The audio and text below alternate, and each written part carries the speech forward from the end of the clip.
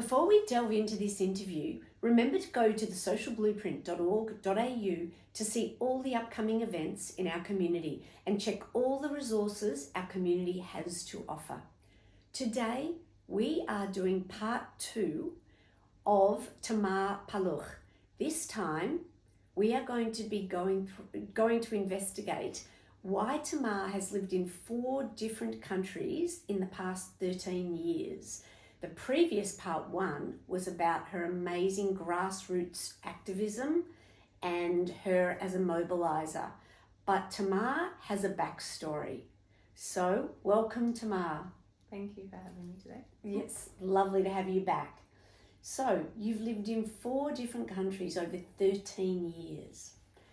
That is something that many of us don't get to do. We might visit, but we don't go and live. Could you please tell us what has driven this? I grew up in a very mixed home. My mum was Israeli. She came from Israel in the 70s. She met my dad, who had grown up in Australia but was born in a DP camp in Germany after the war to his surviving parents. And it's interesting. I think that from a young age, I always understood that home can be in a number of places. My mum, even though our home was here and she created a beautiful, warm home for us here, her heart was always in Israel. And so for us, every Friday, for example, as she was getting ready for Shabbat, she'd be listening to the community radio and the strains of the music from Israel, and her kind of mournful singing was something that really stuck with us. It wasn't the age of WhatsApp and Facebook and all of that, so she would always be on the phone to Israel, and then every second visit she would usually take us with her to see the family. And for me and my sisters, those visits were everything. Like we just waited for them. We had a wonderful family here in Australia. We have a wonderful family here in Australia from my dad's side, but it's much smaller. My family in Israel, I'm one of 31 cousins. My mum was one of 7. And I just have these incredible memories of like running down dirt roads and climbing through wadis and things like that. And so that idea that home can also be elsewhere was deep inside of me. And my parents really gave me wings, myself and my sisters wings. They never said to us, you have to live down the street from us when you have this and this happen in your life. They just always gave us this sense like, just go and do whatever it is that you need to do, wherever it is. And so when I was a young adult, I went to university. I graduated at Beth Rivka. So I also was exposed to like a very kind of broad section of the community, because our family was religious-ish from my mum's home, but also we had roots in many different parts of the community, in the secular Israeli community, in the traditional non-religious community, in the B'nai Akiva community, which is where I went to youth movement and where we went to shul, but then also I went to Beth Rivka. So I was exposed also to the world of Chabad. And then beyond that also, my mum was a nurse, so she had like non-Jewish friends. So we were just always very exposed to the world and to people. And so it was kind of just natural that my parents had that approach of just take it all in, do whatever it is that you can to be an enriched person, keep your values strong, keep your roots strong, but like reach out. The world is just there for you to reach out to. So after my mum passed away in 2008, I fulfilled my dream of making Aliyah, which for me was really returning to my roots. I always felt like Israel was my home and not just my homeland. And then when I was in Israel, I met my husband, Shiloh, and he had grown up in Jerusalem and was living in Tel Aviv. And he is a person he's an entrepreneur, but like in his soul. And so for him, even though he'd grown up in that very small environment of Israel and in that incubator of thinking and doing, and he was ready to look beyond the boundaries of the country. And we moved to New York, where his business was expanding. He works in medical devices, so he was in the diabetes space at the time. We were living in New York. We brought our 8-month-old daughter Amalia. Amalia was born in Jerusalem, but she definitely grew up in America. To this day, she has a very American accent. It seems to only have gotten stronger since the time that we've been here in Australia. And we had another daughter, Rani, while we were in New York. So after New York, when COVID hit, like many people in New York, we kind of bolted. We got COVID very early on. We watched the big warship dock in the Hudson from our windows, and we're like, oh my God, what's happening? And then like 2 days later, we had COVID ourselves. And that just kind of created like the press to move, because we were on the 38th floor. That's how you live in New York. And we were stuck inside for 3.5 weeks. And we're like, okay, if there's going to be lockdown now for however long, this can't be our life. So we basically just moved to California and thought we'll ride it out in California, as so many people have in the history of the world. Yes. You know, that's the place to be, I guess. And we kind of fell in love with California. But at the time, everything kind of started to go pear-shaped in America too. Everything, well, you know, it had been like a very tumultuous few years with all these, you know, the Trump times and everything. It was tumultuous. And then George Floyd and BLM happened, and you know, we saw videos of our building in New York boarded up, and we just realised that, yeah, something was happening that we weren't feeling 100% sure about. We needed to make some decisions what our next move was going to be. So we decided to come back to Australia, just to kind of ride out COVID. Little did we know that Australia was going to become a fortress for the next few years.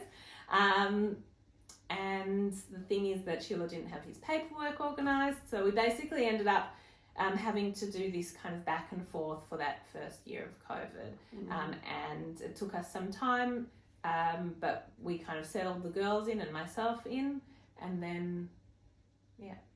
And then... Do you girls go to Beth Rivka out of curiosity? No, they don't go to Beth Rivka.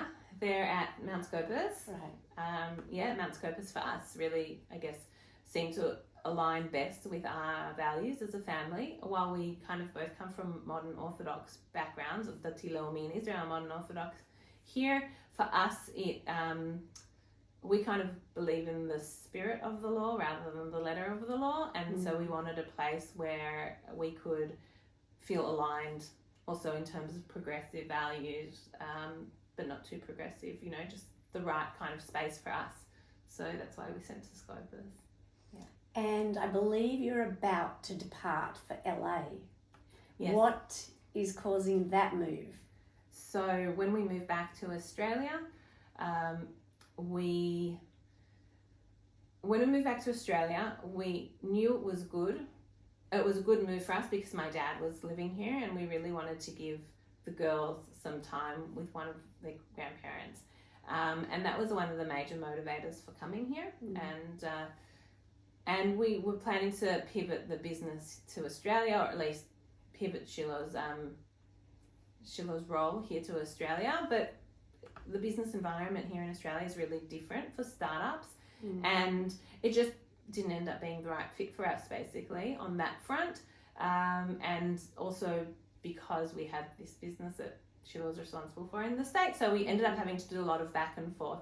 So we've really just made the decision that for us, being somewhere more central in the world rather than end of the line Melbourne is kind of better for our family. Yes. It will enable us to be together, but also to give our girls some of the horizons that we like about living overseas, which are more limited here because it's a smaller place, it's a bit more shtetl-like, and so we kind of like the big cities of the world, having lived in New York, Tel Aviv, now we'll be living in Los Angeles. We like what that offers. We like the thriving Jewish life that exists there. We like the fact that people fly in, fly out. You know, when we're living in New York, every Shabbat would have different people at our table. And so we really enjoy that and thrive in that environment. So that's what we're hoping to recreate when we're in Los Angeles. And it's also not so far from Australia. It's only a 14-hour flight only, but we're used to these long flights. Yes. And you know, that's really important to me, so that I know that I can, like, you know, come back and quickly say, give a hug to my dad and his partner and to my friends, and they can do that to us too. So yeah, and I have all my sisters and I, like one sister lives in Israel, one sister lives in New York, so we're just kind of adding a stop for my dad and his partner along the way. On the way. Free accommodation, wonderful. Yeah. Before we wrap up, can you tell us a bit about the family business and how that got started? So my husband's a problem solver. He's always, his brain doesn't stop really. And when we had our first born, Amalia, I had trouble breastfeeding, and I was very intent that I would breastfeed. Like many women, it's like, no, I've read all about it. Of course it's going to work for me. Like, it's not possible, it's not going to work for me. I'm going to do it. It just feels like if it's a natural thing to do, then it should work for me. And if it doesn't, then I'm not doing something right. So I ended up seeing around 5 lactation consultants, and each one was more radical than the next in what she wanted me to do. Mm. And it was even worse for my well-being, to feel so stressed that I wasn't being successful in this. And Sheila watched it from the side, and he just kept saying to me, this is crazy. It shouldn't be this hard. Surely someone's come up with a solution. So then we went to get Amalia's tongue tie. They said maybe she has a tongue tie, a little one. You should go to this dentist. He'll just snip it for you. So we went. And as we sat there, Sheila wanted to distract himself from the pain that Amalia was in. And so he spoke with the dentist. He said, well, what if we did some 3D printing of the breast and then gave a baby a bottle that was basically a replica of the breast? And the dentist said, well, it could work, but it's like impossible. The materials don't exist. And so Sheila said to him, well, the materials do exist, and I just have to find the people who can make it happen. So I'm going to try. And so basically he's created a biomimetic baby bottle inspired by my challenges with Amalia. Based on your breast? Well, actually what's interesting about it is that part of the technology is that there's a scanner, and the mother scans her breast, and they're like different sizes. So it does approximate your own breast. And also you can choose your skin tone as well, which has been a very popular feature of it, because baby bottles have traditionally been clear and they feel very removed from a breast. And that idea of seeing the mother and who they are and ensuring representation, it actually isn't just like faddish. It's truly important to a lot of women. So there is a spectrum of colours from fair to rich.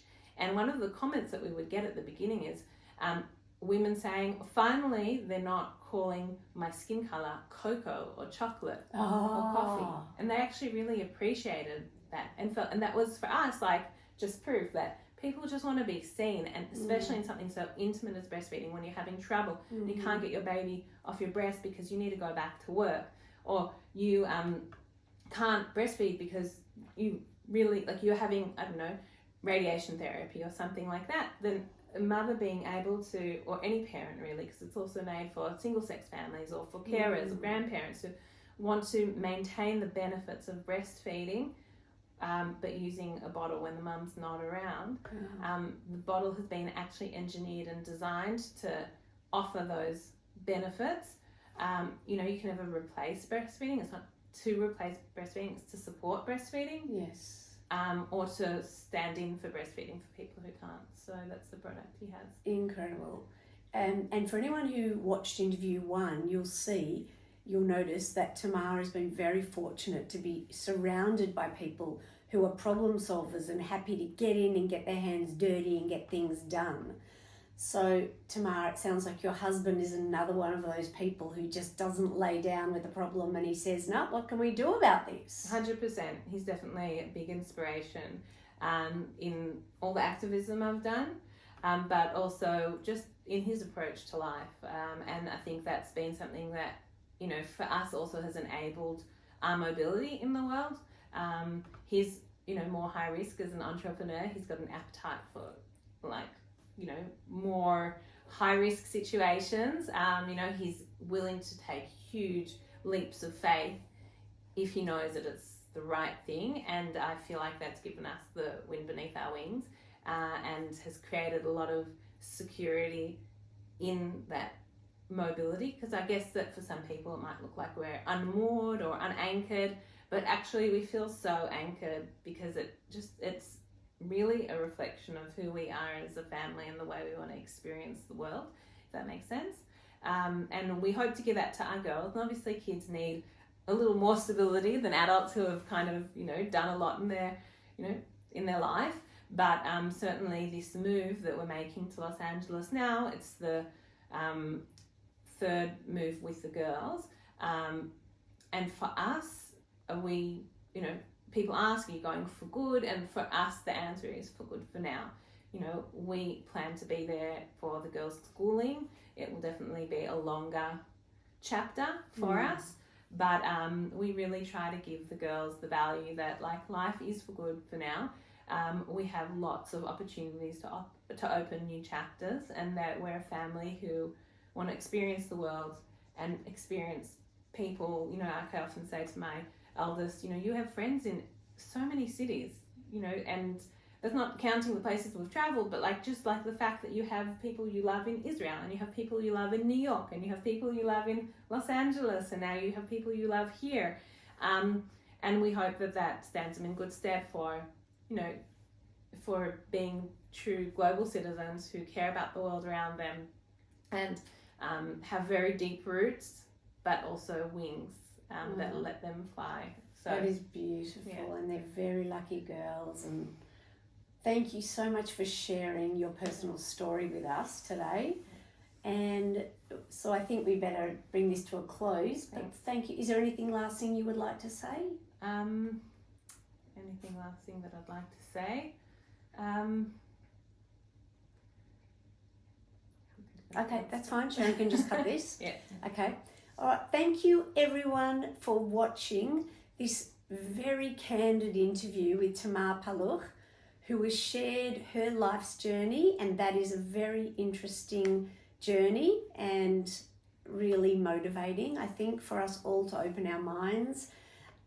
Please share this link to this video and with others, and go to the socialblueprint.org.au to find community events, resources and message board items and many more videos. Thank you.